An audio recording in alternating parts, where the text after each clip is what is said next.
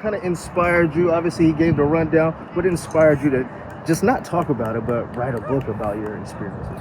Yeah, I feel like I did my undergrad at Cal, and so I went through a lot of injury there, a lot of obstacles, and I felt like the one thing I lost was my identity. And so, there's a lot of players now going through college, a lot of young players before college kind of going through the ACL tear, some of those longer injuries, and I just wanted to build a community and kind of have a foundation for them to learn about themselves and like more of on the preventative side of like before you get injured, kind of who are you besides you as an athlete. And I feel like that was my main drive in writing this book, is just like finding and tapping into a space that is here but like just needs a lot of help and improvement. And so I wrote a book called Torn But Not Broken, which hopefully is released soon, and I've created an Instagram and social media account where I kind of interview athletes and help injured athletes tell their story, and so that hopefully people can be inspired by that and know that like you can come back and play. I've torn my ACL and I'm playing in my 6th year healthy, so yeah.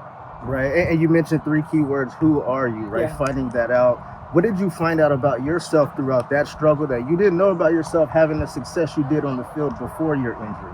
Yeah, I felt like when soccer was taken from me, I struggled with like, I'm not a soccer player right now, so who am I? And I felt like I found so many other hobbies and things that I like to and I enjoy doing, hanging out with friends, hanging out with family, reading the Bible, just a lot of different things, going on walks, baking, cooking. So just finding things outside of your sport that just help make your sport more enjoyable. Like your sport's not everything. You're going to be done playing your sport eventually. And so like, who else are you besides that? And I think that's what I learned.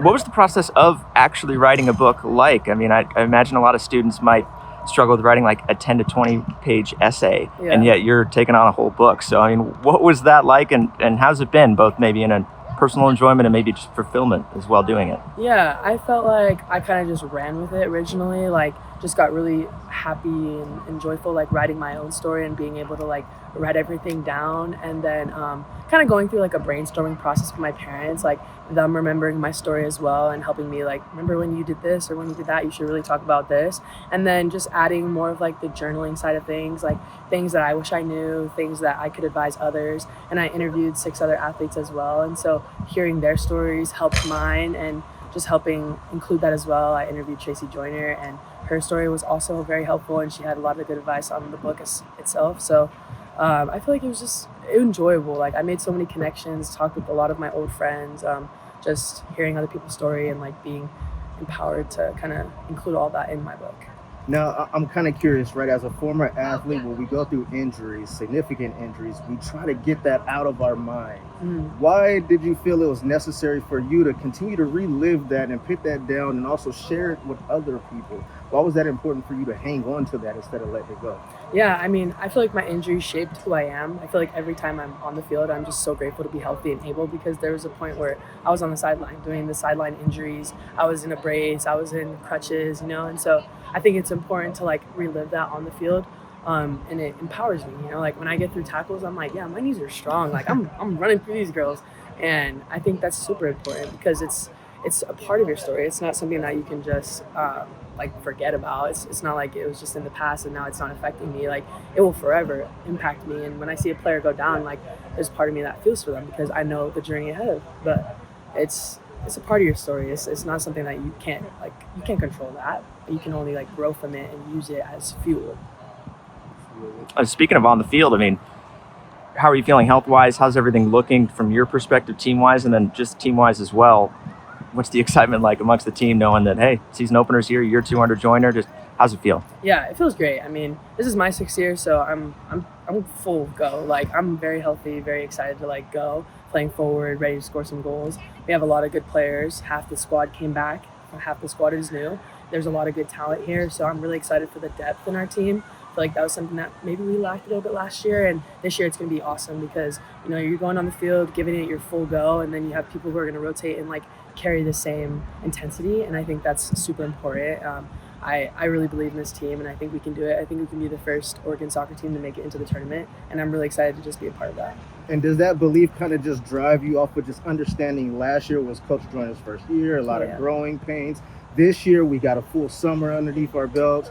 We kind of built that identity. This year is going to be different. Do you kind of feel that way? 100%. I feel like everyone went home from the spring period and was like, it's time to grind, it's time to work, because time is of the essence. Like, 3 months is very short. Like you don't have that much time. You can't wait. And I feel like we all took accountability. We all put in the work. Everybody passed their fitness test. Like, we're coming in 2 weeks of preseason, ready to prepare. Like, went on our bend trip, got our team bonding, went and beat Idaho. So I feel like we have that momentum and fuel to like keep going, and Portland State's gonna hear from us tomorrow.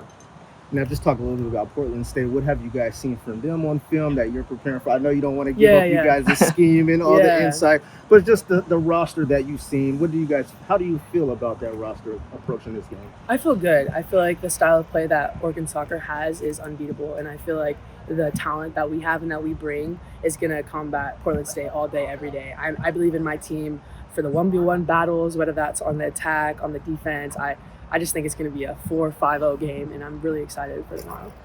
And just talk a little bit about the goalkeeping. How important is that going to be this season, just entirely, to getting wins? You guys were close in a lot of games last year, a lot of one-score games, things like that. Second half, score got away from you guys.